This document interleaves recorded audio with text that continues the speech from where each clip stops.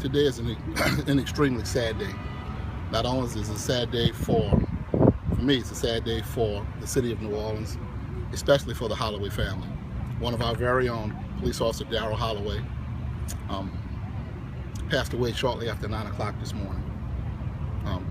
So before I tell you exactly what happened, our prayers and our condolences are with his family.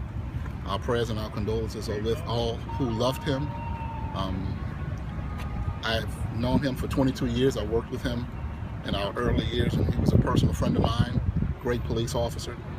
He was on duty this morning and was transporting a prisoner that had been arrested from the previous shift.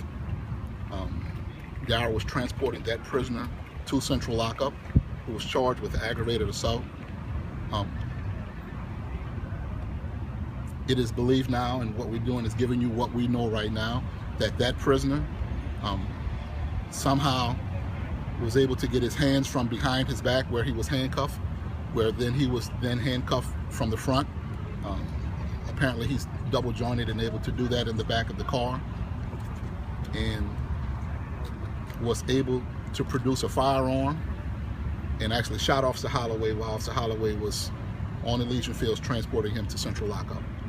And Officer Holloway then, as a result of that injury, crashed into a pole. He was transported to a hospital where they worked on him and did everything they could to try to save him. And he expired shortly after 9 o'clock this morning.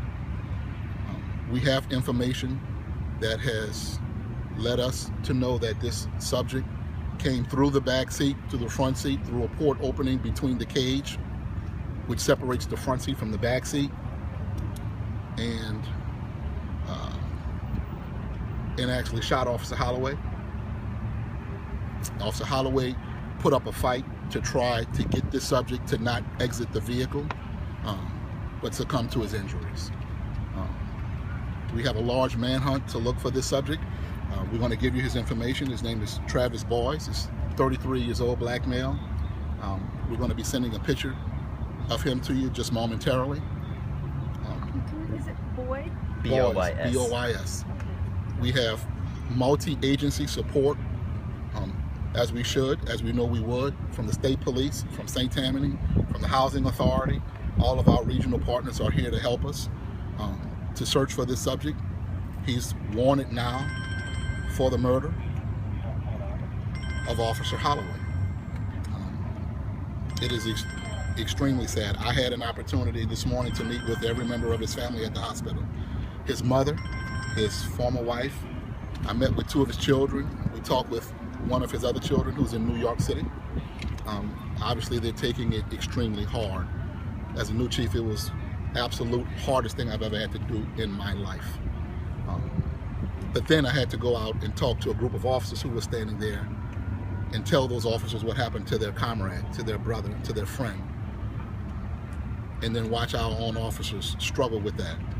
You never get used to that, whether you're a police officer or whether you're the chief.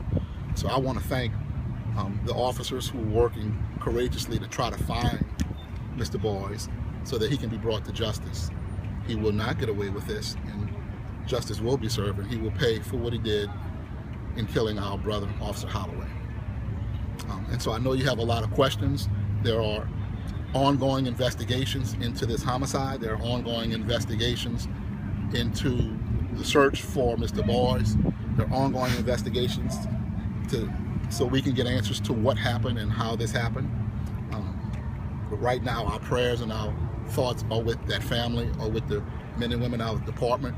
We have grief counselors, chaplains, our police psychologists are working right now to counsel the officers who are affected by this, officers who don't even know yet that they're going to be affected by this.